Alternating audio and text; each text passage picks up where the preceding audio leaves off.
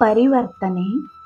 ಗುರುರ್ಬ್ರಹ್ಮ ಗುರುರ್ವಿಷ್ಣು ಗುರುರ್ದೇವೋ ಮಹೇಶ್ವರಃ ಗುರುರ್ ಸಾಕ್ಷಾತ್ ಪರಬ್ರಹ್ಮ ತಸ್ಮೈ ಶ್ರೀ ಗುರವೇ ನಮಃ. ಗಿರೀಶ್ ಕಲ್ಕತ್ತೆಯ ಏಷಿಯಾಟಿಕ್ ಸೊಸೈಟಿಯಲ್ಲಿದ್ದ ಸದಸ್ಯನಾಗಿದ್ದುದರಿಂದ ಸಿರಾಜುದ್ದೌಲಾನನ್ನು ಕುರಿತು ಅಲ್ಲಿದ್ದ ಎಲ್ಲ ಪುಸ್ತಕಗಳನ್ನು ಮತ್ತು ಬಂಗಾಳದಲ್ಲಿ ಮುಸ್ಲಿಮರ ಆಳ್ವಿಕೆಯ ಕೃತಿಗಳನ್ನು ಅಭ್ಯಸಿಸಲು ಅವಕಾಶವಿತ್ತು. ಹೀಗೆ ಆಳವಾದ ಅಧ್ಯಯನದ ನಂತರ ಗಿರೀಶ್ ನಾಟಕ ರಚನೆಗೆ ತೊಡಗಿದನು. ಅವಿನಾಶ್ ಸ್ಮರಿಸಿಕೊಂಡಿದ್ದಾರೆ, ಸಿರಾಜ್ನ ಬಾಲ್ಯದ ದಿನಗಳಿಂದ ನಾಟಕ ಆರಂಭವಾಗುವುದಾಗಿದ್ದರೆ ಗಿರೀಶ್ ಅದನ್ನು 5 ಅಂಕಗಳ 2 ನಾಟಕಗಳಾಗಿ ಬರೆದಿರುತ್ತಿದ್ದನು. ಆದರೆ ಇದು ಪ್ರೇಕ್ಷಕರ ತಾಳ್ಮೆಯನ್ನು ಪರೀಕ್ಷಿಸಿದಂತಾಗುವುದೆಂದು ಗಿರೀಶ್ ಒಂದೇ ನಾಟಕದಲ್ಲಿ ಸಿರಾಜ್ನ ವ್ಯಕ್ತಿತ್ವವನ್ನು ಬಿಂಬಿಸಲು ತೀರ್ಮಾನಿಸಿದನು. ಆದರೆ ಈ ಯೋಜನೆಯನ್ನು ಕಾರ್ಯರೂಪಕ್ಕಿಳಿಸುವಲ್ಲಿ ಆತ ಅತ್ಯಂತ ಕಠಿಣ ಸವಾಲುಗಳನ್ನು ಎದುರಿಸಬೇಕಾಯಿತು. 2 ಅಥವಾ 3 ದೃಶ್ಯಗಳನ್ನು ಬರೆಸುವುದು ಮತ್ತೆ ಅವುಗಳನ್ನು ಹರಿದು ಹಾಕುವುದು ನಡೆಯಿತು.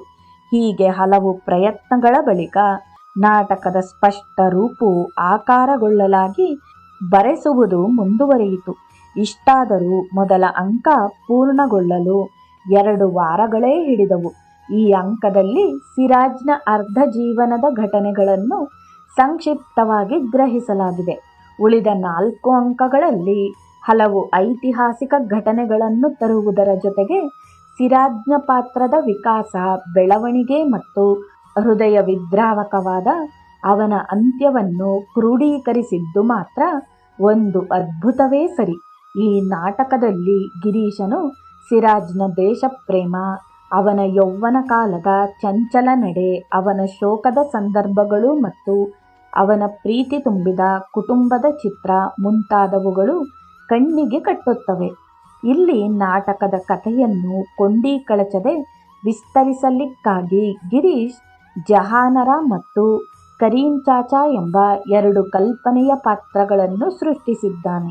ಸಿರಾಜುದ್ದೌಲಾ ನಾಟಕ 1905ರ ಸೆಪ್ಟೆಂಬರ್ 9ರಂದು ದಿ ಮಿನರ್ವಾ ರಂಗಶಾಲೆಯಲ್ಲಿ ಮೊದಲು ಪ್ರದರ್ಶನಗೊಂಡಿತು. ಗಿರೀಶನ ಪುತ್ರ ಸುರೇಂದ್ರನಾಥ್ ಘೋಷ್ ಸಿರಾಜ್ನ ಪಾತ್ರದಲ್ಲಿಯೂ ಗಿರೀಶ್ ಕರೀಂ ಚಾಚಾನ ಪಾತ್ರದಲ್ಲಿಯೂ ಕಾಣಿಸಿಕೊಂಡರು. 1752ರಲ್ಲಿ ಸಿರಾಜ್ ಬಂಗಾಳ, ಬಿಹಾರ್ ಮತ್ತು ಒಡಿಯಾ ಮುಸ್ಲಿಂ ನವಾಬನಾಗಿದ್ದ. ಅವನೊಬ್ಬ ಮಹಾನ್ ಆಡಳಿತಗಾರ. ಆದರೆ ಅವನ ದಂಡನಾಯಕನಾಗಿದ್ದ ಮೀರ್ ಜಫಾರ್ನಿಂದ ಮೋಸ ಹೋಗುತ್ತಾನೆ.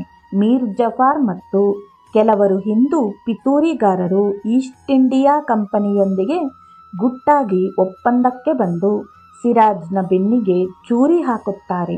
Mir Jaffar East India company ತಾವು ಬ್ರಿಟಿಷ್ ಸರ್ಕಾರವನ್ನು ಸ್ಥಾಪಿಸಿದಾಗ ತನ್ನನ್ನು ನವಾಬನನ್ನಾಗಿ ಮಾಡುವುದಾದರೆ ಅವರ ವಿರುದ್ಧ ಹೋರಾಟ ನಡೆಸದಂತೆ ತನ್ನ ಸೈನಿಕರನ್ನು ನಿಯಂತ್ರಿಸುವುದಾಗಿ ಭಾಷೆ ಎತ್ತಿದ್ದನು. ಇದರ ಜೊತೆಗೆ ಅವನು 1,77,000 ರೂಪಾಯಿಗಳನ್ನು ಈಸ್ಟ್ ಇಂಡಿಯಾ ಕಂಪನಿಗೆ ಪ್ರತಿ ವರ್ಷ ಸಂದಾಯ ಮಾಡುವುದಾಗಿಯೂ ಒಪ್ಪಿಕೊಂಡಿದ್ದನು. 1757ರಲ್ಲಿ ಲಾರ್ಡ್ ಕ್ಲೈವ್ನ ನೇತೃತ್ವದಲ್ಲಿ ಬ್ರಿಟಿಷ್ ಸೈನ್ಯ ಸಿರಾಜ್ನ ರಾಜಧಾನಿಯಾದ ಮುಷಿರಾಬಾದ್ ಮೇಲೆ ಬಂದು ಎರಗಿತು. ಸಿರಾಜನು ಕೂಡಲೇ ಮೀರ್ ಜಫಾರ್, ಮೀರ್ ಮದನ್ ಮೋಹನ್ ಲಾಲ್ ಮತ್ತು ತನ್ನ ಇತರ ದಂಡನಾಯಕರಿಗೆ ಬ್ರಿಟಿಷ್ ಸೈನ್ಯವನ್ನು ಹಿಮ್ಮೆಟ್ಟಿಸುವಂತೆ ಆಜ್ಞೆ ಮಾಡಿದನು. ಆದರೆ ಅವನ ಸೈನ್ಯದ ಒಂದು ದೊಡ್ಡ ತುಕಡಿ ಮೀರ್ ಜಫಾರ್ಗೆ ನಿಷ್ಠೆ ಹೊಂದಿದ್ದು ಅದು ಯುದ್ಧ ಮಾಡಲಿಲ್ಲ. ಮೀರ್ ಮದನ್ ಮತ್ತು ಮೋಹನ್ ಲಾಲ್ ಆಗ ನಡೆದ ಪ್ಲಾಸಿ ಕದನದಲ್ಲಿ ವೀರಾವೇಶದಿಂದ ಹೋರಾಡಿ ಮಡಿದರು. ಇಂಗ್ಲಿಷ್ನವರು ತನ್ನ ಅರಮನೆಯೊಳಕ್ಕೆ ಪ್ರವೇಶಿಸಿದಾಗ ಸಿರಾಜ್ ತನ್ನ ರಾಜಪೋಷಾಕನ್ನು ಆಸ್ಥಾನಿಕ ಕರೀಂ ಚಾಚಾನ ಉಡುಪಿನೊಂದಿಗೆ ಬದಲು ಮಾಡಿಕೊಂಡು ಸುರಂಗ ಮಾರ್ಗವಾಗಿ ತಪ್ಪಿಸಿಕೊಂಡು ಹೋದನು. ಆದರೆ ಅವನನ್ನು ನಂತರ ಬಂಧಿಸಿ ಕೊಲೆ ಮಾಡಲಾಯಿತು. ಹೀಗೆ ನಡೆದ ಯುದ್ಧದಲ್ಲಿ ಬಂಗಾಳದ ನವಾಬ ಸಿರಾಜುದ್ದೌಲಾ ಮೋಸ ಹೋಗದೆ ಜಯಗಳಿಸಿದ್ದರೆ ಭಾರತ ಬ್ರಿಟಿಷರ ಆಳ್ವಿಕೆಗೆ ಒಳಪಡುತ್ತಲೇ ಇರಲಿಲ್ಲ. ಇಂದೂ ಸಹ ಈ ನಾಟಕವನ್ನು ಅಭಿನಯಿಸುವ ಸಂದರ್ಭದಲ್ಲಿ ಹಿಂದೂ ಮತ್ತು ಮುಸ್ಲಿಮರು ಸಿರಾಜ್ಗಾಗಿ ಕಣ್ಣೀರು ಹಾಕುತ್ತಾರೆ. ಸಿರಾಜುದ್ದೌಲಾ ನಾಟಕ ಬಂಗಾಳದಲ್ಲಿ ಒಂದು ರೀತಿಯ ಬಿರುಗಾಳಿಯನ್ನೇ ಸೃಷ್ಟಿ ಮಾಡಿ ಜನಮಾನಸದಲ್ಲಿ ರಾಷ್ಟ್ರ ಪ್ರೇಮದ ಅಗ್ನಿಯನ್ನು ಪ್ರಜ್ವಲಗೊಳಿಸಿತು. ಆಗ ರಾಷ್ಟ್ರದ ಮಹಾನಾಯಕರಲ್ಲೊಬ್ಬರಾದ ಬಾಲಗಂಗಾಧರ್ ತಿಲಕ್ ಅವರು ಮಹಾರಾಷ್ಟ್ರದಿಂದ ಕಲ್ಕತ್ತೆಗೆ ಅಲ್ಲಿ ನಡೆಯಲಿದ್ದ ರಾಷ್ಟ್ರೀಯ ಕಾಂಗ್ರೆಸ್ನ ಸಮಾವೇಶದಲ್ಲಿ ಭಾಗವಹಿಸಲು ಬಂದಿದ್ದರು. ಈ ನಾಟಕವನ್ನು ನೋಡಿದ ಅವರು ಗಿರೀಶ್ನನ್ನು ಭೇಟಿ ಮಾಡಿ ಮುಕ್ತ ಕಂಠದಿಂದ ಹೊಗಳಿದ್ದರು. ಆ ಸಮಯದಲ್ಲಿ ದ ಮಿನರ್ವಾ ಥಿಯೇಟರನ್ನು ಉಚ್ಚ ನ್ಯಾಯಾಲಯ ಹರಾಜಿಗಿಟ್ಟಿದ್ದು, ಅದನ್ನು ಅದರ ಮಾಲೀಕರೇ 59,400 ರೂಪಾಯಿಗಳಿಗೆ ಮರಳಿ ಕೊಂಡುಕೊಳ್ಳಲು ಗಿರೀಶ್ ಪ್ರೋತ್ಸಾಹಿಸಿದನು.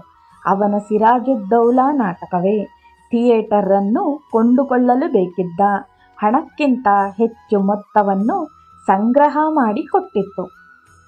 1906 ಫೆಬ್ರವರಿ 3ರಂದು ರಾಷ್ಟ್ರಭಕ್ತರೆನಿಸಿದ್ದ ಸುರೇಂದ್ರನಾಥ್ ಬಂದೋಪಾಧ್ಯಾಯವರು ಹೀಗೆ ಬರೆದಿದ್ದಾರೆ: ಸಿರಾಜುದ್ದೌಲಾ ನಾಟಕವು ನಮ್ಮ ದೇಶದ ಸಾಹಿತ್ಯ ವಲಯದಲ್ಲಿ ಒಂದು ನಾಟಕವಾಗಿ ಮತ್ತು ಒಂದು ಸಾಹಿತ್ಯದ ಕೃತಿಯಾಗಿ ಅತಿ ಎತ್ತರದ ಮತ್ತು ಚಿರಸ್ಥಾಯಿಯಾಗಿ ನಿಲ್ಲುವಂತಹ ಸೃಜನಶೀಲ ಕೃತಿಯಾಗಿದೆ.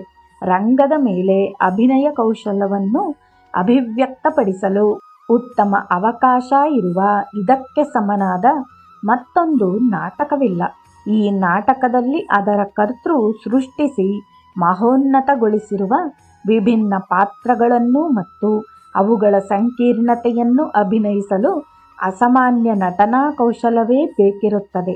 1906 ಫೆಬ್ರವರಿ 17ರ ದ ಸ್ಟಂಟ್ಸ್ಮನ್ ಇಂಗ್ಲಿಷ್ ದೈನಿಕ ಪತ್ರಿಕೆಯಲ್ಲಿ ಈ ಸುದ್ದಿ ಪ್ರಕಟವಾಯಿತು. ಕಳೆದ 5 ತಿಂಗಳಿಂದಲೂ ನಿರಂತರ ಜಿ.ಸಿ. ಘೋಷ್ ವಿರಚಿತ ಸಿರಾಜುದ್ದೌಲಾ ನಾಟಕವು ತುಂಬಿದ ಪ್ರೇಕ್ಷಕರುಳ್ಳ ರಂಗಮಂದಿರದಲ್ಲಿ ಪ್ರದರ್ಶನಗೊಳ್ಳುತ್ತಿದೆ. ನಾಟಕದ ಕರ್ತೃವೇ ಕರೀಂ ಚಾಚಾ ಪಾತ್ರಾಭಿನಯ ಮಾಡುತ್ತಿದ್ದು, ಶ್ರೀ ಕೆ. ಮಿಟ್ಟರ್ ರವರು ಕ್ಲೈವ್ನ ಪಾತ್ರದಲ್ಲಿಯೂ ಮತ್ತು ಇನ್ನಿತರ ಸಮರ್ಥ ನಟರು ಬೇರೆ ಬೇರೆ ಪಾತ್ರಗಳನ್ನು ನಿರ್ವಹಿಸುತ್ತಿದ್ದಾರೆ. ಮಹೀಂದ್ರನಾಥ್ ದತ್ತಾ ಅವರು ಸಿರಾಜುದ್ದೌಲಾ ನಾಟಕದಲ್ಲಿ ಬರುವ ದೇಶದ್ರೋಹಿಯನ್ನು ವರ್ಣಿಸಿರುವ ರೀತಿಯನ್ನು ಕುರಿತು ಗಿರೀಶ್ನನ್ನು ಕೇಳಿದರು. ನೀವು ಮೀರ್ ಜಾಫರ್ನನ್ನು ನೋಡಿಲ್ಲ. ಹೀಗಿರುವಾಗ ನೀವು ಹೇಗೆ ಅವನನ್ನು ಕುರಿತು ಬರೆಯಬಲ್ಲಿರಿ? ಅದಕ್ಕೆ ಗಿರೀಶ್ ಹೇಳಿದ್ದು, ನಾನು ಅವನನ್ನು ನೋಡಿಲ್ಲವೆಂದು ಹೇಳಿದರೆ ಹೇಗಾದೀತು? ಅವನು ನನ್ನ ಕಣ್ಮುಂದೆಯೇ ಬಂದು ನಿಂತನು. ಅವನಿಗೆ ಒತ್ತಾಗಿ ಪೊದೆಯಂತೆ ಬೆಳೆದಿದ್ದ ಗಡ್ಡವಿತ್ತು. ಆದರೆ ಅವನಿಗೆ ವಯಸ್ಸಾಗಿತ್ತು. ಅವನ ಕೈಗಳು, ಹೆಜ್ಜೆಗಳು ಮತ್ತು ಅವನ ಮುಖದ ಮೇಲೆ ತೊನ್ನಿನ ಕಳೆಗಳಿದ್ದವು. ಅವನು ಮಾತಾಡಿದಾಗ ಅವನ ಬಾಯಿಯಿಂದ ಈರುಳ್ಳಿ ಮತ್ತು ಬೆಳ್ಳುಳ್ಳಿಯ ವಾಸನೆ ಹೊರಹೊಮ್ಮುತ್ತಿತ್ತು. ಇದಿಷ್ಟನ್ನೂ ವಿವರಿಸಿದ ಗಿರೀಶ್ ಅಸಹ್ಯದಿಂದ ತನ್ನ ಮುಖವನ್ನು ಸಂಕುಚಿತಗೊಳಿಸಿಕೊಂಡನು. ಆಗ ಗಿರೀಶನ ಮುಖ ಮೀರ್ ಜಾಫರ್ ಮತ್ತೊಮ್ಮೆ ಅವನ ಮುಂದೆ ಬಂದು ನಿಂತನೇನೋ ಎಂಬಂತೆ ಇತ್ತು. ಗಿರೀಶ್ಗೆ ತನ್ನ 60ನೆಯ ದಶಕದ ಆರಂಭದ ವರ್ಷಗಳಲ್ಲಿ ಬಲಿದಾನ್ ಮತ್ತು ಸಿರಾಜುದ್ದೌಲಾ ನಾಟಕಗಳು ಅಪಾರ ಕೀರ್ತಿ ಮತ್ತು ಜನಮನ್ನಣೆಯನ್ನು ತಂದುಕೊಟ್ಟವು. ಕೀರ್ತಿಯನ್ನು ಕೊಂಡುಕೊಳ್ಳಲಾಗದು. ಅದನ್ನು ಕಷ್ಟಪಟ್ಟು ಶ್ರಮಿಸಿ ಬೆವರು ಹರಿಸಿಯೇ ಸಂಪಾದಿಸಬೇಕಾಗುತ್ತದೆ. ಗಿರೀಶ್ನಂತೂ ಕಷ್ಟಜೀವಿ ಮತ್ತು ಅವನು ರಚಿಸಿದ ಪ್ರತಿಯೊಂದು ನಾಟಕಕ್ಕೂ ತನ್ನೆಲ್ಲ ಸಾಮರ್ಥ್ಯವನ್ನೂ ಬಳಸಿ ಅವು ಯಶಸ್ವಿಯಾಗುವಂತೆ ಮಾಡಿದನು. ಹೀಗೆ ತನ್ನ ದೇಹ ಮತ್ತು ಮನಸ್ಸುಗಳನ್ನು ತೀವ್ರ ಒತ್ತಡಕ್ಕೆ ಒಳಗು ಮಾಡಿ ದುಡಿದುದರಿಂದ ಅವನು ಅಸ್ತಮಾ ಕಾಯಿಲೆಯನ್ನು ಬರಮಾಡಿಕೊಂಡನು.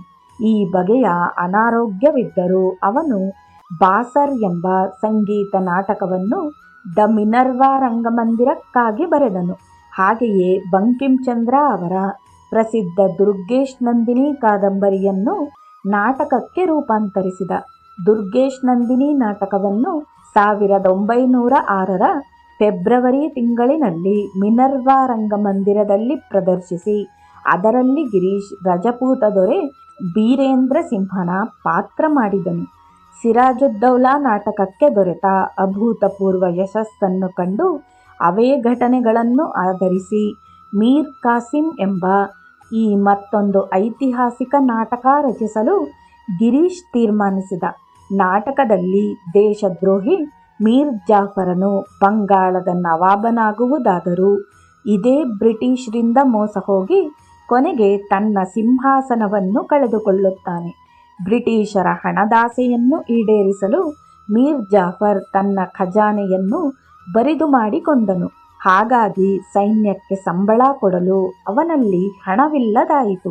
ಅವನ ಸೈನ್ಯ ಇನ್ನೇನು ದಂಗೆ ಏಳಬೇಕೆಂದಿರುವಾಗಲೇ ಇಡೀ ರಾಜ್ಯವೇ ಕ್ಷೋಭೆಗೆ ಒಳಗಾಯಿತು. ಮೀರ್ ಜಾಫರ್ನ ಆರೋಗ್ಯ ಕೆಡತೊಡಗಿತು. ಅವನು ಮಾಡಿದ ಮೋಸಕ್ಕಾಗಿ ದುಃಖಿಸುತ್ತಾ ಮಾದಕ ವಸ್ತುಗಳ ಸೇವನೆಯ ಚಟಕ್ಕೆ ಬಿದ್ದನು ಮತ್ತು ಮಾನಸಿಕ ರೋಗಿಯೂ ಆದನು. ರಾಜ್ಯದ ಆಡಳಿತವನ್ನು ತನ್ನ ಅಳಿಯ ಮೀರ್ ಕಾಸಿಂಗೆ ವಹಿಸಿದನು. ಮೀರ್ ಕಾಸಿಂ ಹಂಗಾಮಿ ನವಾಬನಾದನು. ಮೀರ್ ಕಾಸಿಂ ಒಬ್ಬ ನಿಜವಾದ ದೇಶಭಕ್ತ. ಬ್ರಿಟಿಷರ ಮುಷ್ಟಿಯಿಂದ ತನ್ನ ದೇಶವನ್ನು ಮುಕ್ತಗೊಳಿಸಬೇಕೆಂದು ಶಕ್ತಿ ಮೀರಿ ಯತ್ನಿಸುತ್ತಾನೆ. ಒಂದು ಒಳ್ಳೆಯ ಸೈನ್ಯವನ್ನು ಕಟ್ಟುತ್ತಾನೆ ಮತ್ತು ಅದಕ್ಕೆ ಸಮರ್ಥ ದಂಡನಾಯಕರನ್ನು ನೇಮಕ ಮಾಡುತ್ತಾನೆ. ಆದರೆ ಅಂತಿಮವಾಗಿ ಅವನೂ ಸಹ ಮುಸ್ಲಿಮರು ಮತ್ತು ಹಿಂದೂಗಳಿಂದ ಮೋಸ ಹೋಗುತ್ತಾನೆ. ಇವನ ಸೋಲು ಮತ್ತು ಮರಣದಿಂದಾಗಿ ಭಾರತವನ್ನು ಬ್ರಿಟಿಷರಿಂದ ಬಿಡುಗಡೆಗೊಳಿಸುವ ಯತ್ನದ ಕೊನೆಯ ಆಶಾಕಿರಣವು ನಂದಿ ಹೋಗುತ್ತದೆ. ಆರಂಭದಲ್ಲಿ ಬ್ರಿಟಿಷರು ವ್ಯಾಪಾರಕ್ಕೆಂದು ದ ಈಸ್ಟ್ ಇಂಡಿಯಾ ಕಂಪನಿಯನ್ನು ಮುಂದು ಮಾಡಿಕೊಂಡು ಭಾರತಕ್ಕೆ ಬಂದರು. ನಂತರ ಅವರು ಇಡೀ ದೇಶವನ್ನೇ ಆಕ್ರಮಿಸಿಕೊಂಡು ಬ್ರಿಟಿಷ್ ಸಾಮ್ರಾಜ್ಯದ ಒಂದು ವಸಾಹತನ್ನಾಗಿ ಮಾಡಿಕೊಂಡರು.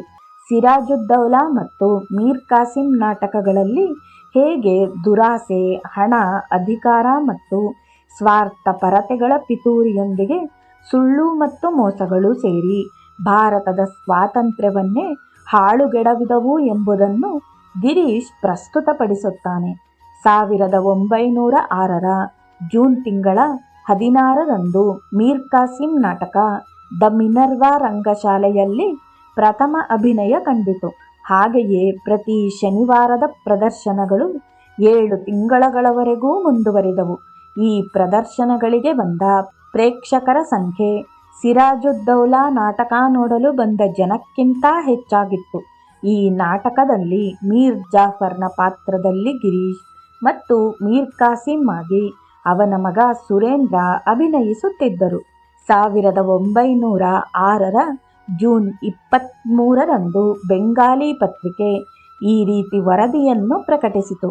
ಬಾಬು ಗಿರೀಶ್ಚಂದ್ರ ಘೋಷರ ನೂತನ ಐತಿಹಾಸಿಕ ನಾಟಕ ಮೀರ್ ಕಾಸಿಂ ಕಳೆದ ಶನಿವಾರದ ಮಿನರ್ವಾ ಥಿಯೇಟರ್ನಲ್ಲಿ ಪ್ರಥಮ ಪ್ರದರ್ಶನಗೊಳ್ಳುವ ಪ್ರಕಟಣಾ ಫಲಕವನ್ನು ಹಾಕಿದ್ದೇ ತಡ ಅಂದಿನಿಂದಲೂ ಯಶಸ್ವಿ ಪ್ರದರ್ಶನ ಕಾಣುತ್ತಿದೆ. ಐತಿಹಾಸಿಕವಾಗಿ ಮತ್ತು ಸಾಹಿತ್ಯಿಕವಾಗಿಯೂ ಇದು ಒಂದು ಮಹತ್ವದ ಕೃತಿ. ಮೀರ್ ಕಾಸಿಂ ಸಿಂಹಾಸನಕ್ಕೆ ಬಂದ ತರುವಾಯದ ಪ್ರಕ್ಷುಬ್ಧ ಪರಿಸ್ಥಿತಿ, ದೇಶೀಯ ಕೈಗಾರಿಕೆಗಳು ಮತ್ತು ಇನ್ನಿತರ ದೇಶೀಯ ಹಿತಾಸಕ್ತಿಗಳನ್ನು ಕಾಪಾಡಲು ಅವನು ಈಸ್ಟ್ ಇಂಡಿಯಾ ಕಂಪನಿಯೊಂದಿಗೆ ನಡೆಸಿದ ಹೋರಾಟ ಮತ್ತು ಅದೇ ಈಸ್ಟ್ ಇಂಡಿಯಾ ಕಂಪನಿ ಇವುಗಳನ್ನೆಲ್ಲ ತನ್ನ ವಶಕ್ಕೆ ಪಡೆಯುವ ಹುನ್ನಾರ ಮತ್ತು ಘಟನಾವಳಿಗಳು ವಾಸ್ತವಕ್ಕೆ ಅತ್ಯಂತ ಹತ್ತಿರವಾಗಿ ಕಲಾ ಮಾಧ್ಯಮದ ಮೂಲಕ ಅತ್ಯಂತ ಹೃದಯಸ್ಪರ್ಶಿಯಾಗಿ ಬಂಗಾಳದ ಅತಿ ಶ್ರೇಷ್ಠ ನಾಟಕಕಾರರಿಂದ ಪ್ರಸ್ತುತಗೊಂಡಿದೆ. ಈ ಸೃಜನಶೀಲ ಕೃತಿಯಲ್ಲಿ ನಾಟಕದ ಧ್ಯೇಯ ಧೋರಣೆಗಳಿಗೆ ಸಮರ್ಥವಾಗಿ ವಿವಿಧ ಸಂಕೀರ್ಣ ಪಾತ್ರಗಳು ಸೃಷ್ಟಿಗೊಂಡು ಮನೋಜ್ಞವಾದ ನಾಟಕಾಭಿನಯಕ್ಕೆ ಕಾರಣವಾಗಿವೆ. ಇದು ಹೀಗೆಯೇ ಎಂದು ಮನದಟ್ಟು ಮಾಡಿಕೊಳ್ಳಲು ಈ ನಾಟಕವನ್ನೇ ನೋಡಬೇಕು. 1907 ನವೆಂಬರ್ 17ರಂದು ದ ಸ್ಟೇಟ್ಸ್ಮನ್ ಈ ವರದಿಯನ್ನು ಪ್ರಕಟಿಸಿತು. ಅತ್ಯಂತ ವೈಭವೋಪೇತ ರಂಗ ಸಜ್ಜಿಕೆಗಳೊಂದಿಗೆ ದ ಕೊಹಿನೂರ್ ರಂಗಮಂದಿರದಲ್ಲಿ ಪ್ರದರ್ಶನಗೊಂಡ ಮೀರ್ ಕಾಸಿಂ ನಾಟಕ ಪ್ರೇಕ್ಷಕರ ಕಲಾಭಿರುಚಿಯನ್ನು ತಣಿಸಿದ್ದರೆ ನಾಟಕವು ಮೀರ್ ಕಾಸಿಂ ಪಟ್ಟಕ್ಕೆ ಬಂದ ತರುವಾಯದಲ್ಲೇ ಉದ್ಭವವಾದ ಪ್ರಕ್ಷುಬ್ಧ ಪರಿಸ್ಥಿತಿಯನ್ನು ಅವನು ದೇಶೀಯ ಕೈಗಾರಿಕೆಗಳು ಮತ್ತು ಇತರ ಸ್ಥಳೀಯ ಹಿತಾಸಕ್ತಿಗಳ ರಕ್ಷಣೆಗೆಂದು ಈಸ್ಟ್ ಇಂಡಿಯಾ ಕಂಪನಿಯೊಂದಿಗೆ ನಡೆಸಿದ ಹೋರಾಟಗಳನ್ನು ಕಣ್ಣ ಮುಂದೆ ತಂದು ನಿಲ್ಲಿಸುತ್ತದೆ. ಈ ನಾಟಕದಲ್ಲಿ ಅಭಿನಯ ಕಲೆ ಅದರ ಉತ್ತುಂಗ ಶಿಖರವನ್ನು ಏರಿದೆ ಎಂಬುದಕ್ಕೆ ಈ ನಾಟಕ ನೋಡಲು ಆಗಮಿಸುವ ಅತ್ಯಧಿಕ ಸಂಖ್ಯೆಯ ಪ್ರೇಕ್ಷಕರು ಆನಂದಿಸಿ ಮೆಚ್ಚಿಕೊಳ್ಳುವುದೇ ಸಾಕ್ಷಿಯಾಗಿದೆ. ಗಿರೀಶನ ಅನನ್ಯ ಕಲ್ಪನಾ ಶಕ್ತಿಯನ್ನು ಕುರಿತು ಅವಿನಾಶ್ ಹೀಗೆ ನೆನಪು ಮಾಡಿಕೊಳ್ಳುತ್ತಾರೆ. ಗಿರೀಶ್ ಯಾವುದೇ ನಾಟಕವೊಂದರ ರಚನೆಯಲ್ಲಿ ತೊಡಗಿದಾಗ ಹಗಲು ರಾತ್ರಿ ಎನ್ನದೆ ಆ ನಾಟಕದ ಕಥಾವಸ್ತು, ಪಾತ್ರಗಳು ಮತ್ತು ವೈಚಾರಿಕ ನೆಲೆಗಟ್ಟು ಇತ್ಯಾದಿಗಳ ಆಲೋಚನೆಯಲ್ಲಿ ಮುಳುಗಿಬಿಡುತ್ತಾರೆ. ಒಂದು ದಿನ ಅವರು ಮೀರ್ ಕಾಸಿಂ ನಾಟಕ ರಚನೆಯಲ್ಲಿ ತೊಡಗಿದ್ದಾಗ ಅವರನ್ನು ನೋಡಲು ಸ್ವಾಮಿ ಶಾರದಾನಂದರು ಬಂದರು. ಅವರಿಗೆ ಅತ್ಯಂತ ಆನಂದವಾಗಿ ತಾವು ಯಾವಾಗ ಬೇಲೂರು ಮಠದಿಂದ ಕಲ್ಕತ್ತೆಗೆ ಬಂದಿರಿ ಎಂದು ಪ್ರಶ್ನಿಸಿದರು. 3 ದಿನಗಳ ಹಿಂದೆ ಶಾರದಾನಂದ ಅವರು ಉತ್ತರಿಸಿದರು. ಗಿರೀಶ್ ಕಲ್ಕತ್ತೆಯಲ್ಲಿ ನೀವು 3 ದಿನಗಳಿಂದಲೂ ಇದ್ದೀರಿ. ಈಗ ನನ್ನನ್ನು ನೋಡಲು ಬಂದಿರುವಿರಿ. ನೀವು ಇಲ್ಲಿರುವಷ್ಟು ದಿನಗಳು ದಯವಿಟ್ಟು ನನಗೆ ಪ್ರತಿದಿನವೂ ಬಂದು ದರ್ಶನ ಕೊಡಿ. ಪರಮಹಂಸರ ಶಿಷ್ಯರ ದರ್ಶನವಾದಾಗಲೆಲ್ಲ ನನಗೆ ಶಕ್ತಿಯ ಸಂಚಯವಾಗುತ್ತದೆ. ಕೆಲವು ದಿನಗಳಿಂದ ಆ ಮಹನೀಯರನ್ನು ಕುರಿತು ಮಾತನಾಡುವ ಸಂದರ್ಭ ಒದಗೇ ಇರಲಿಲ್ಲ. ನಾನೀಗ ಮೀರ್ ಕಾಸಿಂ ನಾಟಕ ರಚನೆಯಲ್ಲಿ ತೊಡಗಿದ್ದೇನೆ. ಓಹ್, ಅದು ಪಿತೂರಿಗಳ ಹುತ್ತವೇ ಸರಿ. ಬರೀ ಪಿತೂರಿ ಮತ್ತು ನಂಬಿಕೆ ದ್ರೋಹ. ನನಗೆ ಒಮ್ಮೊಮ್ಮೆ ಉಸಿರು ಕಟ್ಟಿದಂತಾಗುತ್ತದೆ. ಮನಸ್ಸು ತಡೆದುಕೊಳ್ಳದಷ್ಟು ಒತ್ತಡ. ನಾನು ರಾತ್ರಿ ಮಲಗಿದರೆ ಕನಸಿನಲ್ಲಿ ಮೀರ್ ಕಾಸಿಂ ಅವನು ಬಂದು ತನ್ನ ಗಡ್ಡ ಬೆಳೆದ ಮುಖವನ್ನು ನನ್ನದರ ಸಮೀಪಕ್ಕೆ ತರುತ್ತಾನೆ. ನನಗೀಗ ಮನಸ್ಸು ಅನ್ಯತ್ರ ಹರಿಯುವ ಅಗತ್ಯವಿದೆ. 1906ರ ಅಂತ್ಯದಲ್ಲಿ ಗಿರೀಶ್ ಅಸ್ತಮಾದಿಂದ ತೀವ್ರ ಕಾಯಿಲೆಗೆ ಗುರಿಯಾಗಿ ತೊಂದರೆ ಅನುಭವಿಸಿದನು. ಮಿನರ್ವಾ ರಂಗಮಂದಿರದ ಮಾಲೀಕರು ಬಂದು ಅವನನ್ನು ನೋಡಿ ಹೇಳಿದರು, ಸರ್, ನಿಮ್ಮ ಪರಿಸ್ಥಿತಿಯನ್ನು ನೋಡಿ ನಮಗೆ ತುಂಬ ದುಃಖವಾಗಿದೆ. ಬೇರೆಲ್ಲ ರಂಗಮಂದಿರಗಳಲ್ಲಿ ಹೊಸ ಹೊಸ ನಾಟಕಗಳು ರಂಗದ ಮೇಲೆ ಬರುತ್ತಿವೆ. ಆದರೆ ನಮಗೆ ಹೊಸದೇನನ್ನು ಕೊಡಲಾಗುತ್ತಿಲ್ಲ. ಅದಕ್ಕೆ ಗಿರೀಶ್ ಈ ರೀತಿ ಭರವಸೆ ನೀಡಿದನು, ಚಿಂತಿಸಬೇಡಿ, ನನಗೆ ಏನು ಸಾಧ್ಯವೋ ಅದನ್ನು ಮಾಡುತ್ತೇನೆ. ಆ ದಿನವೇ ಅವನು ಫ್ರಾನ್ಸಿಸ್ನ ಪ್ರಸಿದ್ಧ ನಾಟಕಕಾರ ಮೋಲಿಯರ್ನ ನಾಟಕಗಳನ್ನು ಓದಲು ಆರಂಭಿಸಿದನು. ನಂತರದ ಕೆಲವೇ ದಿನಗಳಲ್ಲಿ ಐಸ್ಕಾ ತೈಸಾ ಎಂಬ ಒಂದು ವಿಡಂಬನೆಯನ್ನು ರಚಿಸಿದ. ಇದು ಮೋಲಿಯರ್ನ ಲ ಅಮಾರ್ ಮೆಡಿಸನ್ ನಾಟಕವನ್ನು ಆಧರಿಸಿದ್ದು. ಅದರ ಪ್ರಥಮ ಪ್ರಯೋಗ 1907 ಜನವರಿ 1ನೇ ತಾರೀಕು ದ ಮಿನರ್ವಾ ರಂಗಶಾಲೆಯಲ್ಲಿ ನಡೆಯಿತು. ಆ ನಾಟಕ ಜನಪ್ರಿಯವಾದುದಷ್ಟೇ ಅಲ್ಲದೆ ನಂತರ ಬಹಳ ದಿನಗಳವರೆಗೆ ಪ್ರದರ್ಶಿತವಾಯಿತು. 1907ರ ವಸಂತ ಮಾಸದಲ್ಲಿ ಗಿರೀಶ್ ಛತ್ರಪತಿ ಶಿವಾಜಿ ಎಂಬ ಐತಿಹಾಸಿಕ ನಾಟಕವನ್ನು ರಚಿಸಿದನು. ಅದರ ಪ್ರಥಮ ಪ್ರದರ್ಶನ 1907 ಆಗಸ್ಟ್ 16ರಂದು ದ ಮಿನರ್ವಾ ರಂಗಶಾಲೆಯಲ್ಲಿ ನೆರವೇರಿತು. ಶಿವಾಜಿಯು ಮಹಾರಾಷ್ಟ್ರದ ಮಹಾನ್ ನಾಯಕ ಶಿರೋಮಣಿ ಮತ್ತು ಅನನ್ಯ ಹಿಂದೂ ಧರ್ಮೀಯನಾಗಿದ್ದು ಶಿವ ಮತ್ತು ಜಗನ್ಮಾತೆ ಭವಾನಿಯ ಪರಮ ಆರಾಧಕ. ಆತನ ಗುರು ಸಮರ್ಥ ರಾಮದಾಸ್ ಅವರು. ಅವರ ಮಾರ್ಗದರ್ಶನದಲ್ಲಿ ಶಿವಾಜಿಯು ಸೈನ್ಯ ಕಟ್ಟಿ ಒಂದು ಆದರ್ಶವಾದುದೆನ್ನಬಹುದಾದ ಹಿಂದೂ ಸಂಸ್ಥಾನವನ್ನು ಸ್ಥಾಪಿಸಿದನು. ಮೊಘಲ್ ಸಾಮ್ರಾಟ ಔರಂಗಜೇಬನ ವಿರುದ್ಧ ಜಾಣತನದಿಂದ ಸೆಣಸಿ ಅವನ ಆಳ್ವಿಕೆ ದಕ್ಷಿಣ ಮತ್ತು ಪಶ್ಚಿಮ ಭಾರತಕ್ಕೆ ವಿಸ್ತರಿಸದಂತೆ ನೋಡಿಕೊಂಡನು. ಈ ನಾಟಕದಲ್ಲಿ ಗಿರೀಶನ ಪ್ರತಿಭೆಯಿಂದಾಗಿ ಎಲ್ಲ ಪಾತ್ರಗಳು ಜೀವರಸದಿಂದ ತುಂಬಿಕೊಳ್ಳುತ್ತವೆ. ಈ ನಾಟಕ ಜನರಲ್ಲಿ ರಾಷ್ಟ್ರ ಪ್ರೇಮದ ಹೊನಲನ್ನೇ ಹರಿಸಿತು. ನಂತರ ಗಿರೀಶ್ ಮಿನರ್ವಾ ರಂಗಮಂದಿರವನ್ನು ತೊರೆದು ದ ಕೊಹಿನೂರ್ಗೆ ಸೇರಿಕೊಂಡನು. 3 ವಾರಗಳ ತರುವಾಯ ದ ಕೊಹಿನೂರ್ನಲ್ಲಿ ಛತ್ರಪತಿ ಶಿವಾಜಿ ನಾಟಕ ಪ್ರದರ್ಶನ ಆರಂಭವಾಗಿ ಅದರಲ್ಲಿ ಗಿರೀಶ್ ಔರಂಗಜೇಬನ ಪಾತ್ರ ಮಾಡಿದನು. ಛತ್ರಪತಿ ಶಿವಾಜಿಯ ಚಾರಿತ್ರಿಕ ಜೀವನಗಾಥೆ ಎಷ್ಟು ಪ್ರಚಾರಕ್ಕೆ ಬಂತೆಂದರೆ ದ ಮಿನರ್ವಾ ಮತ್ತು ದ ಕೊಹಿನೂರ್ ನಾಟಕ ಮಂದಿರಗಳೆರಡರಲ್ಲೂ ನಾಟಕ ಪ್ರದರ್ಶನಗಳು ಮುಂದುವರೆದವು. ಎಲ್ಲ ವೃತ್ತಪತ್ರಿಕೆಗಳು ಈ ನಾಟಕವನ್ನು ಕುರಿತು ಮೆಚ್ಚುಗೆಯ ವಿಮರ್ಶೆ ಬರೆದವು. ದಿ ಬಂಗಾಬಾಸಿ ಪತ್ರಿಕೆ ಹೀಗೆ ಬರೆಯಿತು: ಈ ಜಗತ್ತಿನಲ್ಲಿ ಗಿರೀಶ್ಗೆ ಸರಿಸಮನಾದ ಮತ್ತೊಬ್ಬನೆಂದರೆ ಅವನೇ. ಬಂಗಾಳಿ ಪತ್ರಿಕೆಯಲ್ಲಿ ಸುರೇಂದ್ರನಾಥ್ ಬಂದೋಪಾಧ್ಯಾಯ್ ಹೀಗೆ ಬರೆಯುತ್ತಾರೆ: ಛತ್ರಪತಿ ಶಿವಾಜಿ ನಾಟಕವು ಭಾರತೀಯ ನಾಟಕರಂಗದ ಮೇಲೆ ಪ್ರದರ್ಶನಗೊಂಡ ಅತ್ಯಂತ ಶ್ರೇಷ್ಠ ಮತ್ತು ಶಕ್ತಿಶಾಲಿ ನಾಟಕವಾಗಿದೆ. ದ ಸ್ಟೇಟ್ಸ್ಮನ್ ಪತ್ರಿಕೆ ಹೀಗೆ ಬರೆಯುತ್ತದೆ: ಶಿವಾಜಿಯ ಬದುಕಿನ ಕೆಲವು ಮಹಾನ್ ಘಟನೆಗಳನ್ನು ರಂಗದ ಮೇಲೆ ತರುವ ಬಾಬು ಗಿರೀಶ್ ಚಂದ್ರ ಘೋಷ್ ಅವರ ಛತ್ರಪತಿ ನಾಟಕ ಅದೆಷ್ಟು ಜನಮನ್ನಣೆ ಗಳಿಸಿದೆ ಎಂದರೆ ಅದರ ಪ್ರದರ್ಶನವು ಮಿನರ್ವಾ ರಂಗಶಾಲೆಯಲ್ಲಿ ಏರ್ಪಾಟಾದಾಗಲೆಲ್ಲ ಬರುವ ಪ್ರೇಕ್ಷಕರ ಅಪಾರ ಸಂಖ್ಯೆಯೇ ಅದಕ್ಕೆ ಸಾಕ್ಷಿಯಾಗಿ ನಿಲ್ಲುತ್ತದೆ. ಈಗಾಗಲೇ ಈ ನಾಟಕ 10 ವಾರಗಳಿಗೂ ಮೀರಿ ಪ್ರದರ್ಶನಗೊಳ್ಳುತ್ತಿದ್ದರೂ ಬೃಹತ್ ರಂಗಮಂದಿರದ ಮೂಲೆ ಮೂಲೆಯೂ ಜನರು ಕಿಕ್ಕಿರಿದಿರುತ್ತಾರೆ.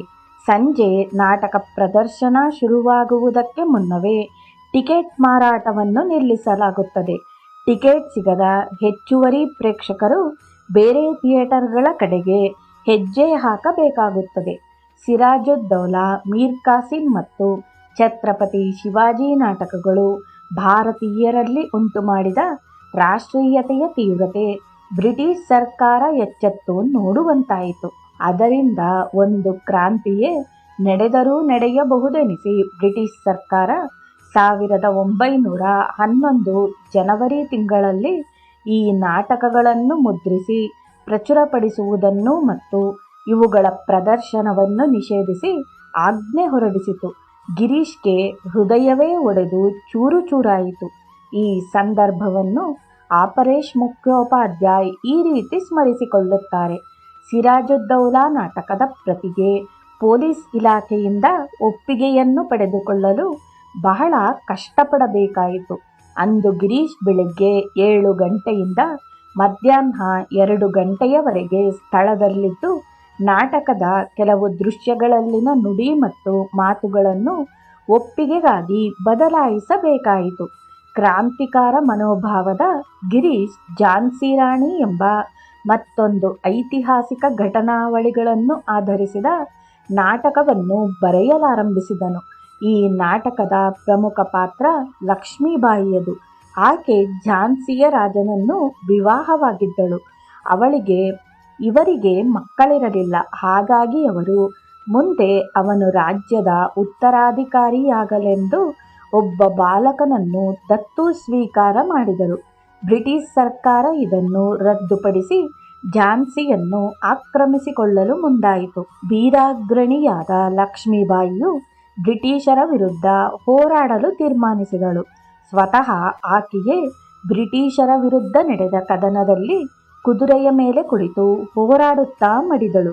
ಆಕೆಯ ಮೇರಿ ಝಾನ್ಸಿ ಕಭಿ ನಹಿ ದಿಯೂಂಗಿ, ನನ್ನ ಝಾನ್ಸಿಯನ್ನು ಯಾವ ಕಾರಣಕ್ಕೂ ನಾನು ಬಿಟ್ಟುಕೊಡುವುದಿಲ್ಲ ಎಂಬ ಮಾತುಗಳು ಭಾರತದ ಇತಿಹಾಸದ ಪುಟಗಳಲ್ಲಿ ದಾಖಲಾಗಿವೆ. ಝಾನ್ಸಿ ರಾಣಿ ನಾಟಕದ 2 ಅಂಕಗಳನ್ನು ಗಿರೀಶ್ ಬರೆದು ಮುಗಿಸುವುದಕ್ಕೆ ಮುನ್ನವೇ ಈ ಸುದ್ದಿ ಪೊಲೀಸ್ಗೆ ತಿಳಿಯಿತು. ಇಲಾಖೆಯಲ್ಲಿದ್ದ ಭಾರತೀಯ ಅಧಿಕಾರಿಯೊಬ್ಬರು ಗಿರೀಶನ ಬಳಿ ಬಂದು ಹೇಳಿದರು: ಸರ್, ದಯವಿಟ್ಟು ಇನ್ನು ಮುಂದೆ ಐತಿಹಾಸಿಕ ನಾಟಕಗಳನ್ನು ಬರೆಯಬೇಡಿರಿ. ಈ 3 ನಾಟಕಗಳು ಸಿರಾಜುದ್ದೌಲಾ, ಮೀರ್ ಕಾಸಿಂ ಮತ್ತು ಛತ್ರಪತಿ ಶಿವಾಜಿ ಈಗಾಗಲೇ ಬಹಿಷ್ಕರಿಸಲ್ಪಟ್ಟಿವೆ. ಅದೇ ರೀತಿ ಈಗ ರಚನೆಯಲ್ಲಿರುವ ನಾಟಕವು ಬಹಿಷ್ಕಾರವಾಗುತ್ತದೆ. ನಿಮ್ಮ ಲೇಖನಿ ಬೆಂಕಿಯನ್ನು ಉಗುಳುತ್ತದೆ. ಅದರಿಂದ ಬ್ರಿಟಿಷರಿಗೆ ಎದೆಯುರಿ ಶುರುವಾಗುತ್ತದೆ. ಹಾಗಾಗಿ ಗಿರೀಶ್ ಝಾನ್ಸಿ ರಾಣಿ ನಾಟಕವನ್ನು ಬರೆದು ಮುಗಿಸಲಾಗಲಿಲ್ಲ. ಲೇಖಕರು ಮತ್ತು ನಾಟಕಕಾರರು ತಮ್ಮ ಅಭಿಪ್ರಾಯಗಳನ್ನು ಮುಕ್ತವಾಗಿ ವ್ಯಕ್ತಪಡಿಸುವಂತಿರಲಿಲ್ಲ. ಏಕೆಂದರೆ ಆಗ ಭಾರತ ವಿದೇಶಿ ಸರ್ಕಾರದ ಸರ್ವಾಧಿಕಾರಿ ಆಡಳಿತಕ್ಕೆ ಒಳಪಟ್ಟಿತ್ತು. 1904ರಲ್ಲಿ ಗಿರೀಶ್ ದ ಕ್ಲಾಸಿಕ್ ಥಿಯೇಟರ್ನಲ್ಲಿ ಕೆಲಸ ಮಾಡುತ್ತಿದ್ದಾಗ ಮತ್ತೊಂದು ನಿರಾಸೆಯನ್ನು ಅನುಭವಿಸಬೇಕಾಯಿತು. ಆಗ ಅವನು ಐತಿಹಾಸಿಕ ಘಟನೆಯೊಂದನ್ನು ಆಧರಿಸಿ ಸತ್ನಾಮ್ ನಾಟಕವನ್ನು ಬರೆದಿದ್ದನು. ಮೊಘಲ್ ಸಾಮ್ರಾಟ ಔರಂಗಜೇಬನು ಹಿಂದೂಗಳ ಮೇಲೆ ನ್ಯಾಯಬಾಹಿರ ತೆರಿಗೆಯೊಂದನ್ನು ವಿಧಿಸಿದ್ದನು ಮತ್ತು ಅವರನ್ನು ಬಲವಂತಪಡಿಸಿ ಇಸ್ಲಾಂ ಧರ್ಮಕ್ಕೆ ಮತಾಂತರ ಮಾಡಿಸುತ್ತಿದ್ದನು. ಹಿಂದೂಗಳು ದಂಗೆಯೆದ್ದರು. ವೈಷ್ಣವಿ ಎಂಬ ರಜಪೂತ ಕನ್ಯೆ ತನ್ನ ತಂದೆಯನ್ನು ಮುಸ್ಲಿಮರು ಕೊಂದಿದ್ದನ್ನು ಕಂಡು ಅದಕ್ಕೆ ಪ್ರತೀಕಾರ ತೆಗೆದುಕೊಳ್ಳಬೇಕೆಂದು ನಿರ್ಧರಿಸಿದಳು. ಸತ್ನಾಮಿ ಎಂಬ ಹೆಸರಿನಲ್ಲಿ ಒಂದು ಹೋರಾಟಗಾರರ ಪಡೆಯನ್ನು ಕಟ್ಟಿದಳು. ವೈಷ್ಣವಿ ಹೇಗಿದ್ದಳೆಂದರೆ ಅವಳನ್ನು ಹಿಂದೂಗಳು ಜೋನ್ ಆಫ್ ಆರ್ಕ್ ಎನ್ನಬೇಕು. ಆಕೆ ಮತ್ತು ಅವಳ ಪಡೆಯವರು ಮೊಘಲರ ಸೈನ್ಯವನ್ನು ಹಲವು ಬಾರಿ ಹೋರಾಟದಲ್ಲಿ ಸೋಲಿಸಿದರು. ಕೊನೆಯಲ್ಲಿ ಔರಂಗಜೇಬನು ವೈಷ್ಣವಿ ಮತ್ತು ಆಕೆಯ ಸೈನ್ಯವನ್ನು ಪರಾಭವಗೊಳಿಸಿದನು. 1904ರ ಏಪ್ರಿಲ್ 30ರಂದು ಸತ್ನಾಮ್ ನಾಟಕವು ದ ಕ್ಲಾಸಿಕ್ ರಂಗಮಂದಿರದಲ್ಲಿ ಪ್ರಥಮ ಪ್ರದರ್ಶನ ಕಂಡಿತು. ಸತ್ನಾಮ್ ನಾಟಕವು ಹಿಂದೂ ಮತ್ತು ಮುಸ್ಲಿಮರ ನಡುವಿನ ವಿರೋಧವನ್ನು ಆಧರಿಸಿದುದರಿಂದ ಗಿರೀಶನು ನಾಟಕದಲ್ಲಿ ಕೆಲವು ಒರಟಾದ ಸಂಭಾಷಣೆಗಳನ್ನು ಬಳಸಿದ್ದನು. ಕೋಲ್ಕತ್ತೆಯ ಮುಸ್ಲಿಂ ಜನಾಂಗದವರಿಗೆ ಈ ನಾಟಕ ಪ್ರದರ್ಶನ ಹಿತವಾಗಲಿಲ್ಲ. ಅವರು ದ ಕ್ಲಾಸಿಕ್ ರಂಗಮಂದಿರದ ಮುಂದೆ ಪ್ರತಿಭಟನೆ ಮಾಡಿದರು. ಹಾಗಾಗಿ ನಾಟಕ 4 ಪ್ರದರ್ಶನಗಳ ಬಳಿಕ ಸ್ಥಗಿತಗೊಂಡಿತು. ಇದರಿಂದ ಗಿರೀಶ್ಗೆ ವೈಯಕ್ತಿಕ ಹಿನ್ನಡೆಯಾಯಿತು. ಜೊತೆಗೆ ಭಾರತದ ಇತಿಹಾಸದಲ್ಲಿ ಘಟಿಸಿದ ಒಂದು ಪ್ರಮುಖ ಘಟನೆಯ ನೆನಪಿಗೆ ಮಾರಕ ಏಟು ಬಿದ್ದಿತು. ಪ್ರತಿಯೊಂದು ದೇಶದಲ್ಲಿಯೂ ಪ್ರಬಲ ಸರ್ವಾಧಿಕಾರಿಗಳು, ರಾಜಕಾರಣಿಗಳು ಮತ್ತು ಮತಾಂಧರು ಇತಿಹಾಸವನ್ನು ತಿರುಚಿ ಸತ್ಯವನ್ನು ಮರೆಮಾಚುವ ಪ್ರಯತ್ನ ಮಾಡುತ್ತಾರಾದರೂ ಸತ್ಯವು ಎಂದಿಗೂ ಸಾಯುವಂತಹುದ್ದಲ್ಲ ಮತ್ತು ಅದು ಒಂದಲ್ಲ ಒಂದು ದಿನ ಪ್ರಕಾಶಕ್ಕೆ ಬಂದೇ ಬರುತ್ತದೆ. 1856ರಿಂದಲೇ ವಿಧವಾ ವಿವಾಹಕ್ಕೆ ಕಾನೂನಿನ ಅನುಮತಿ ಇದ್ದರೂ ಸಹ ಕಲ್ಕತ್ತೆಯಲ್ಲಿ 1908ರಲ್ಲಿ ಇದಕ್ಕೆ ಸಂಬಂಧಪಟ್ಟಂತೆ ವ್ಯಾಗ್ಯುಧವೇ ಶುರುವಾಯಿತು. ಮಿನರ್ವಾ ಥಿಯೇಟರ್ನ ಮಾಲೀಕರು ಗಿರೀಶನ ಬಳಿಗೆ ಬಂದು ಈ ವಿಷಯವನ್ನು ಆಧರಿಸಿ ಒಂದು ನಾಟಕ ರಚಿಸುವಂತೆ ಬೇಡಿಕೆ ಇಟ್ಟರು. ವೈಯಕ್ತಿಕವಾಗಿ ಗಿರೀಶ್ ವಿಧವಾ ವಿವಾಹಕ್ಕೆ ಬೆಂಬಲ ವ್ಯಕ್ತಪಡಿಸುವವನಿದ್ದರೂ ನಾಟಕದಲ್ಲಿ ಈ ನಿಲುವನ್ನು ವ್ಯಕ್ತಪಡಿಸಲಿಲ್ಲ. ಬದಲಾಗಿ ಅವನು ಈ ವಿಷಯಕ್ಕೆ ಸಂಬಂಧಪಟ್ಟಂತೆ ಪರ ವಿರೋಧಗಳ ನಿಲುವನ್ನು ನಾಟಕದಲ್ಲಿ ಪ್ರತಿಪಾದಿಸುತ್ತಾ ಅಂತಿಮ ತೀರ್ಮಾನವನ್ನು ಪ್ರೇಕ್ಷಕರ ವಿವೇಚನೆಗೆ ಬಿಟ್ಟನು. ನಾಟಕವನ್ನು ಅವನು ಶಾಸ್ತಿ ಕಿ ಶಾಂತಿ ಎಂದು ಕರೆದನು. ವಿಧವಾ ವಿವಾಹ ಶಿಕ್ಷೆ ಅಥವಾ ಶಾಂತಿಯನ್ನು ತರಬಲ್ಲದೋ? ಈ ಆಸಕ್ತಿ ಮೂಡಿಸುವ ನಾಟಕ 1908 ನವೆಂಬರ್ 7ರಂದು ದ ಮಿನರ್ವಾ ರಂಗಶಾಲೆಯಲ್ಲಿ ಪ್ರದರ್ಶನಗೊಂಡಿತು. ಪ್ರತಿ ಚಳಿಗಾಲದಲ್ಲಿಯೂ ಗಿರೀಶ್ ಅಸ್ತಮಾದಿಂದ ಬಹಳವೇ ಬಳಲುತ್ತಿದ್ದನು. ಆದ್ದರಿಂದ ಅವನ ವೈದ್ಯರು ಮತ್ತು ಮಿತ್ರರು ತಾತ್ಕಾಲಿಕವಾಗಿ ಚಳಿಗಾಲ ಮುಗಿಯುವವರೆಗೆ ವಾರಣಾಸಿಯಲ್ಲಿ ವಾಸಿಸಲು ಸಲಹೆ ನೀಡಿದರು. 1909 ಮತ್ತು 1910ರಲ್ಲಿ ಗಿರೀಶ್ ಚಳಿಗಾಲದ ಅವಧಿಯನ್ನು ವಾರಣಾಸಿಯ ತೀಗ್ರಾದಲ್ಲಿದ್ದ ರಾಮ್ ಪ್ರಸಾದ್ ಚೌಧರಿಯವರ ತೋಟದ ಮನೆಯಲ್ಲಿ ಕಳೆದನು. ಮಹಾದೇವ ಶಿವನ ಅನುಗ್ರಹದಿಂದ ಅವನನ್ನು ಅಸ್ತಮಾ ಪೀಡಿಸಲಿಲ್ಲ. ಗಿರೀಶ್ನ ಕಾರ್ಯದರ್ಶಿ ಅವಿನಾಶ್ ವಾರಣಾಸಿಯಲ್ಲಿ ಗಿರೀಶ್ನ ದಿನಚರಿಯನ್ನು ಕುರಿತು ಹೀಗೆ ವರ್ಣಿಸುತ್ತಾರೆ. ವಾರಣಾಸಿಯ ಸೆಂಟ್ರಲ್ ಹಿಂದೂ ಕಾಲೇಜ್ ಸಮೀಪವಿದ್ದ ರಾಮ್ ಪ್ರಸಾದ್ ಅವರ ತೋಟದ ಮನೆಯಲ್ಲಿ ಗಿರೀಶ್ ಉಳಿದುಕೊಂಡಿದ್ದನು. ಬೆಳಿಗ್ಗೆ ಬೇಗನೆ ಎದ್ದು ಬಹುದೂರ ನಡೆದು ವಾಯುವಿಹಾರ ಮಾಡುತ್ತಿದ್ದನು. ನಂತರ ಅವನ ಬೆಳಗಿನ ಉಪಹಾರ. ಅವನ ತಾರುಣ್ಯದಲ್ಲಿ ಹೋಮಿಯೋಪತಿ ವೈದ್ಯಶಾಸ್ತ್ರವನ್ನು ಚೆನ್ನಾಗಿ ಅಭ್ಯಾಸ ಮಾಡಿದ್ದು ಕಲ್ಕತ್ತೆಯಲ್ಲಿ ಅವನು ಅನೇಕ ರೋಗಿಗಳಿಗೆ ಔಷಧೋಪಚಾರ ಮಾಡಿದ್ದನು. ವಾರಣಾಸಿಯಲ್ಲಿಯೂ ಬೆಳಗಿನ ವೇಳೆ ಮತ್ತು ಸಂಜೆಯ ವೇಳೆ ರೋಗಿಗಳಿಗೆ ಹೋಮಿಯೋಪತಿ ಪದ್ಧತಿಯ ಔಷಧೋಪಚಾರ ಮಾಡುತ್ತಿದ್ದನು. ಮಧ್ಯಾಹ್ನ ಊಟವಾದ ಮೇಲೆ ಸ್ವಲ್ಪ ವಿಶ್ರಾಂತಿ ಪಡೆದು ನಂತರ ಕಾಗದ ಪತ್ರಗಳಿಗೆ ಉತ್ತರಿಸುತ್ತಿದ್ದನು. ಸಂಜೆಯ ವೇಳೆ ಇವನೊಂದಿಗೆ ಕುಳಿತು ಮಾತನಾಡಲು ರಾಮಕೃಷ್ಣ ಸಂಘದ ಸನ್ಯಾಸಿಗಳು, ವೈದ್ಯರು, ನಟರು, ಸಂಗೀತಕಾರರು, ವಕೀಲರು ಮತ್ತು ಸಮಾಜದ ಇನ್ನಿತರ ಗಣ್ಯರು ಬರುತ್ತಿದ್ದರು. ವಿಶ್ವಕೋಶವನ್ನು ಹೋಲುವಂತಹ ಧಾರ್ಮಿಕ, ದಾರ್ಶನಿಕ, ಸಾಹಿತ್ಯಕ, ಸಂಗೀತ ಮತ್ತು ಅಭಿನಯಕ್ಕೆ ಸಂಬಂಧಿಸಿದ ಗಿರೀಶನ ಜ್ಞಾನ ಮತ್ತು ತಿಳುವಳಿಕೆಯನ್ನು ಕಂಡು ಬಂದವರು ವಿಸ್ಮಯಗೊಳ್ಳುತ್ತಿದ್ದರು. ರಾತ್ರಿ ಊಟದ ತರುವಾಯ ಅಧ್ಯಯನ ಮತ್ತು ಬರಹ ಮಧ್ಯರಾತ್ರಿಯವರೆಗೂ ನಡೆಯುತ್ತಿತ್ತು. ಈ ಸಮಯದಲ್ಲೇ ಅವನು ಶಂಕರಾಚಾರ್ಯ ಮತ್ತು ತಪೋಬಲ್ ನಾಟಕಗಳನ್ನು ಬರೆದುದು, ಜೊತೆಗೆ ನಾಟ್ಯಮಂದಿರ್ ಪತ್ರಿಕೆಗೆ ಕೆಲವು ಲೇಖನಗಳನ್ನೂ ಬರೆದನು. ಮಹಾಪ್ರತಿಭೆಗೆ ಸೀಮಿತ ವಿಚಾರಗಳ ಚೌಕಟ್ಟಿನಲ್ಲಿ ಬಂದಿಯಾಗಿರುವುದು ಸಾಧ್ಯವಾಗದ ಮಾತು. ಈ ವೇಳೆಯಲ್ಲಿ ಗಿರೀಶ್ ನಾಟಕ ರಚನೆಗೆ ಸಂಬಂಧಪಟ್ಟಂತೆ ಹೊಸ ಹೊಸ ವಿಷಯ ಮತ್ತು ವಸ್ತುಗಳನ್ನು ಕುರಿತು ಅನ್ವೇಷಣೆಗೆ ತೊಡಗಿದನು. ಈಗಾಗಲೇ ಅವನು ಅನೇಕ ಸಾಮಾಜಿಕ, ಧಾರ್ಮಿಕ ಮತ್ತು ಐತಿಹಾಸಿಕ ನಾಟಕಗಳನ್ನು ರಚಿಸಿದನು. ಈಗ ಅವನು ವೇದಾಂತವನ್ನು ಕುರಿತು ನಾಟಕ ರಚಿಸಲು ತೀರ್ಮಾನಿಸಿ ಅದರಲ್ಲಿ 8ನೇ ಶತಮಾನದ ಮಹಾ ದಾರ್ಶನಿಕ ಶಂಕರಾಚಾರ್ಯರ ಜೀವನದ ಮೇಲೆ ಬೆಳಕು ಚೆಲ್ಲಲು ತೀರ್ಮಾನಿಸಿದನು. ಸ್ವಾಮಿ ಬ್ರಹ್ಮಾನಂದ ಅವರ ಪ್ರೋತ್ಸಾಹ ಇದಕ್ಕೆ ದೊರಕಿತು.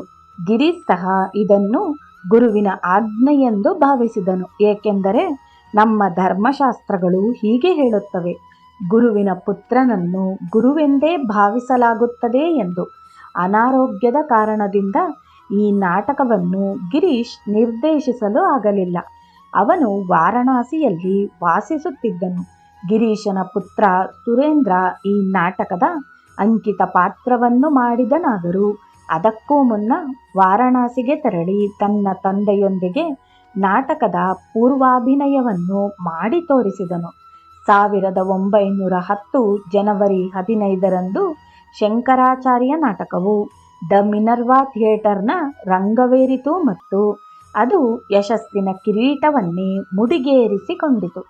1910 ಮಾರ್ಚ್ 19ರ ಬೆಂಗಾಳಿ ದಿನಪತ್ರಿಕೆ ಈ ನಾಟಕವನ್ನು ಕುರಿತು ವಿಮರ್ಶೆ ಪ್ರಕಟಿಸಿತು. ಭಾರತದ ಡೇವಿಡ್ ಗ್ಯಾರಿಕ್ ಎನ್ನಬಹುದಾದ ನಮ್ಮ ಗಿರೀಶ್ ಚಂದ್ರ ತಮ್ಮ ಯುವಾವಸ್ಥೆಯಲ್ಲಿ ಶಕ್ತಿ ಸಂಪನ್ನರಾಗಿದ್ದಾಗಲೇ ಚೈತನ್ಯ ಲೀಲಾ ನಾಟಕವನ್ನು ಸೃಷ್ಟಿ ಮಾಡಿ ಚೈತನ್ಯ ಪ್ರಭುಗಳ ಜೀವನ ಮತ್ತು ಉಪದೇಶಗಳನ್ನು ಪ್ರಚುರಪಡಿಸಿದರು. ಆದರೆ ಆ ಪ್ರಯತ್ನ ಹೋಲಿಕೆಯ ದೃಷ್ಟಿಯಿಂದ ಸುಲಭವಾದುದೇ ಎನ್ನಬಹುದು. ಏಕೆಂದರೆ ಶ್ರೀ ಗೌರಂಗ ಅವರ ಪ್ರೇಮವೆಂಬುದು ಅತ್ಯಂತ ಆಕರ್ಷಣೀಯವಾಗಿದ್ದು ಅದನ್ನು ಗಿರೀಶ್ ತಮ್ಮ ಅದ್ಭುತ ಲೇಖನಿಯಿಂದ ಸೃಜಿಸಲಾಗಿ ಅದು ಅವರಿಗೆ ಯಶಸ್ಸಿನ ಕಿರೀಟವನ್ನು ಮುಡಿಗೇರಿಸಿತು. ಆದಿಶಂಕರರ ಮಾರ್ಗವಾದರೂ ಜ್ಞಾನಕ್ಕೆ ಸಂಬಂಧಿಸಿದ್ದು. ಅದನ್ನು ಸಾಮಾನ್ಯವಾಗಿ ಶುಷ್ಕವಾದ ವಿಷಯವೆಂದೇ ಭಾವಿಸಲಾಗಿದೆ. ನಾಟಕ ರಂಗವೆಂದರೆ ಹಗುರವಾದದ್ದನ್ನೇ ಪ್ರದರ್ಶಿಸುವ ಮಾಧ್ಯಮವೆಂದು ಭಾವಿಸಿರುವ ಈ ದಿನಗಳಲ್ಲಿ ಹಿಂದೂ ತತ್ವಶಾಸ್ತ್ರದ ವಿದ್ಯಾರ್ಥಿಯೊಬ್ಬ ಶಂಕರರ ಜೀವನ ಮತ್ತು ದರ್ಶನ ಹೇಗೆ ಒಂದು ನಾಟಕದ ವಸ್ತುವಾಗಬಲ್ಲದು ಎಂಬುದನ್ನು ಬಹುಮಟ್ಟಿಗೆ ಊಹಿಸಲಾರ. ಆದರೆ ನಮ್ಮ ಗಿರೀಶ್ ಚಂದ್ರ ಅವರು ಶುಷ್ಕ ವಸ್ತುವಿನ ವಿಷಯಕ್ಕೆ ಸಂಬಂಧಿಸಿದ ಪ್ರೀತಿಯ ಲೇಪ ಮತ್ತು ಲವಲವಿಕೆಯುಳ್ಳ ಎಲ್ಲ ಅಭಿರುಚಿಯ ಜನರು ಸ್ವಾಗತಿಸುವ ನಾಟಕವನ್ನಾಗಿ ಮಾಡಿ ಅಸಾಧ್ಯವಾದುದೊಂದನ್ನು ಸಾಧ್ಯ ಮಾಡಿ ತೋರಿದರು. ಒಂದೇ ಮಾತಿನಲ್ಲಿ ಹೇಳಬೇಕೆಂದರೆ ಈ ನಾಟಕ ಎಲ್ಲ ದೃಷ್ಟಿಯಿಂದಲೂ ಒಂದು ಮಹಾನ್ ಸೃಷ್ಟಿಯಾಗಿದೆ. ನಾಟಕಕಾರರಾಗಿ ಬಹುಭಾರವಾದ ಕಿರೀಟವನ್ನೇ ಧರಿಸಿರುವ ಗಿರೀಶ್ ಕಿರೀಟಕ್ಕೆ ಇದೊಂದು ಹೊಸ ತಾಜಾತನದ ವಿನೂತನ ಸೇರ್ಪಡೆಯಾಗಿದೆ. ಗಿರೀಶನು ತನ್ನ ದೀರ್ಘಕಾಲದ ಕ್ರಿಯಾಶೀಲ ಬದುಕಿನಲ್ಲಿ ಸೃಷ್ಟಿಸಿದ ಎಲ್ಲ ನಾಟಕಗಳನ್ನೂ ಕುರಿತು ಇಲ್ಲಿ ವಿಚಾರ ಮಾಡಲು ಸಾಧ್ಯವಾಗುವುದಿಲ್ಲ. ಈ ಅಧ್ಯಾಯದಲ್ಲಿ ಪ್ರಮುಖವಾದ ಕೆಲವು ನಾಟಕಗಳನ್ನು ಮಾತ್ರ ಪರಿಚಯಿಸಲಾಗಿದೆ. ಅವನ ಕೊನೆಯ ನಾಟಕ ತಪೋಬಲ್ ಕೃತಿಯನ್ನು ಕುರಿತು ಒಂದೆರಡು ವಿಚಾರಗಳನ್ನು ಸಂಗ್ರಹವಾಗಿ ಚರ್ಚಿಸಿ ಈ ಅಧ್ಯಾಯದ ಉಪಸಂಹಾರ ಮಾಡೋಣ. ಈ ನಾಟಕ ರಾಮಾಯಣವನ್ನು ಆಧರಿಸಿದೆ. ಈ ನಾಟಕದ ಪ್ರಮುಖ ಪಾತ್ರಗಳು ಬ್ರಹ್ಮಜ್ಞಾನಿ ವಸಿಷ್ಠ ಮುನಿಗಳು ಮತ್ತು ಬ್ರಹ್ಮಜ್ಞಾನ ಪಡೆದುಕೊಳ್ಳಲು ಆಕಾಂಕ್ಷೆ ಹೊಂದಿದ್ದು ಅದಕ್ಕಾಗಿ ಕಠಿಣ ತಪಸ್ಸು ಮತ್ತು ಜೀವನ ಕ್ರಮ ಅಳವಡಿಸಿಕೊಂಡಿದ್ದ ದೊರೆ ವಿಶ್ವಾಮಿತ್ರರು. ಹೀಗೆ ವಿಶ್ವಾಮಿತ್ರನು ಅತೀಂದ್ರಿಯ ಶಕ್ತಿಯನ್ನು ಮತ್ತು ದೇವನಿರ್ಮಿತ ಆಯುಧಗಳನ್ನು ಪಡೆದುಕೊಂಡಿರಲಾಗಿ ಆತನನ್ನು ಮೇನಕೆ ಎಂಬ ಗಂಧರ್ವ ಕನ್ಯೆ ಪ್ರೇಮ ಪಾಶದಲ್ಲಿ ಬಂಧಿಸಿಕೊಂಡಳು. ತಪೋಬಲ್ ನಾಟಕ ಆಧ್ಯಾತ್ಮ ಜೀವನಕ್ಕೆ ಅಡ್ಡಿ ಆತಂಕಗಳು ಹೇಗೆ ಸೃಷ್ಟಿಯಾಗುತ್ತವೆಂಬುದನ್ನು ವಿಶದಪಡಿಸುತ್ತದೆ. ಹಾಗೆಯೇ ವಿಶ್ವಾಮಿತ್ರನ ಸ್ವಪ್ರಯತ್ನ ಮತ್ತು ಅಹಂಕಾರಗಳು ಅವನನ್ನು ಹೇಗೆ ಸೋಲಿನತ್ತ ದೂಡಿದವು ಎಂಬುದನ್ನೂ ಚಿತ್ರಿಸುತ್ತದೆ. ಕೊನೆಯಲ್ಲಿ ವಸಿಷ್ಠರ ಅನುಗ್ರಹದಿಂದ ವಿಶ್ವಾಮಿತ್ರನಿಗೆ ತನ್ನ ಗುರಿ ಮುಟ್ಟಲು ಸಾಧ್ಯವಾಗುತ್ತದೆ. ಈ ನಾಟಕ ಬ್ರಹ್ಮಬಲವನ್ನು ವೈಭವೀಕರಿಸುತ್ತಾ ಅದು ರಜೋಗುಣದಿಂದ ಲಭ್ಯವಾಗುವ ಅರಸೊತ್ತಿಗೆಯ ಬಲಕ್ಕಿಂತ ಉನ್ನತವಾದುದು ಎಂಬುದನ್ನು ಪ್ರತಿಪಾದಿಸುತ್ತದೆ. 1911 ಡಿಸೆಂಬರ್ 2ರ ಬೆಂಗಾಲಿ ಪತ್ರಿಕೆಯು ತಪೋಬಲ್ ನಾಟಕವನ್ನು ವಿಮರ್ಶಿಸಿ ಹೀಗೆ ಪ್ರಸ್ತಾಪಿಸುತ್ತದೆ.